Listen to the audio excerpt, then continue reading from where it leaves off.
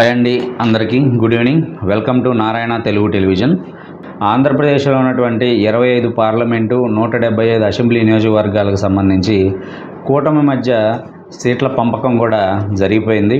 వాటిలో భాగంగా టీడీపీకి వచ్చేసరికి 17 పార్లమెంటు స్థానాలు, 144 అసెంబ్లీ స్థానాలు, అదేవిధంగా జనసేనకు వచ్చేసరికి 2 పార్లమెంటు స్థానాలు, 21 అసెంబ్లీ స్థానాలు, అదేవిధంగా భారతీయ జనతా పార్టీకి వచ్చేసరికి 6 పార్లమెంటు స్థానాలు, 10 అసెంబ్లీ స్థానాలతోటి మొత్తం 25 పార్లమెంటు 175 అసెంబ్లీ స్థానాలకు సంబంధించి సీట్ల పంపకం అయితే జరిగిపోయింది. అది మనందరికీ తెలుసు.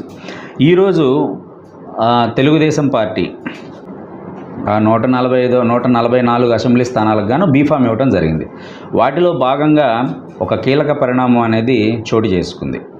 ఏమిటా పరిణామం అంటే 5 అసెంబ్లీ స్థానాలకు సంబంధించి అభ్యర్థుల మార్పు అనేది జరిగింది.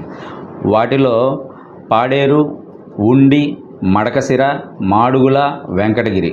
పాడేరు, ఉండి, మడకశిర, మాడుగుల, వెంకటగిరి ఈ 5 స్థానాలలో అభ్యర్థుల మార్పు అనేది జరిగింది.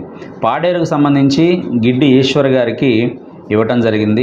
ఉండి వచ్చేసరికి రఘురామకృష్ణరాజు గారు, ఆయనకి అకామిడేట్ యాక్చువల్గా ఆయన నరసాపురం మీద ఆశలు పెట్టుకున్నారు. ఎట్టకేలకు తప్పనిసరి పరిస్థితుల్లో ఉండి అసెంబ్లీ సీటు కేటాయించడం జరిగింది. ఆయన్ని రఘురామకృష్ణరాజు గారికి ఉండి ఇవ్వడం జరిగింది. అదేవిధంగా మడకశిర వచ్చేసి ఎంఎస్ రాజు గారికి ఇవ్వడం జరిగింది.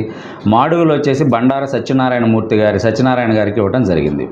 ఈ మాడుగుల బండార సత్యనారాయణ గారికి ఆయన సొంత నియోజకవర్గమైన పెందుర్తికి సంబంధించి ఆ పెందుర్తి నియోజకవర్గం పొత్తులో భాగంగా జనసేనకి వెళ్ళిపోయింది. సో ఆయన ఖాళీ అవ్వడం జరిగింది. సో ఆయన్ని అకామిడేట్ చేయాల్సిన పరిస్థితి తెలుగుదేశానికి వచ్చింది. దానికోసం ఏంటంటే మాడుగుల సీటు బండారు సత్యనారాయణ గారికి కేటాయించింది. అదేవిధంగా వెంకటగిరికి వచ్చేసరికి ఇంతకుముందు కుడుగుంట్ల రామకృష్ణ గారి కుమార్తె లక్ష్మీప్రియకి ఇవ్వటం జరిగింది. లేటెస్ట్గా మళ్ళీ కుమార్తె దగ్గర నుంచి ఆమె తండ్రి గారు అయినటువంటి మాజీ ఎమ్మెల్యే కుడుగుండ్ల రామకృష్ణ గారికే మళ్ళీ ఆ సీట్ ఇవ్వటం జరిగింది.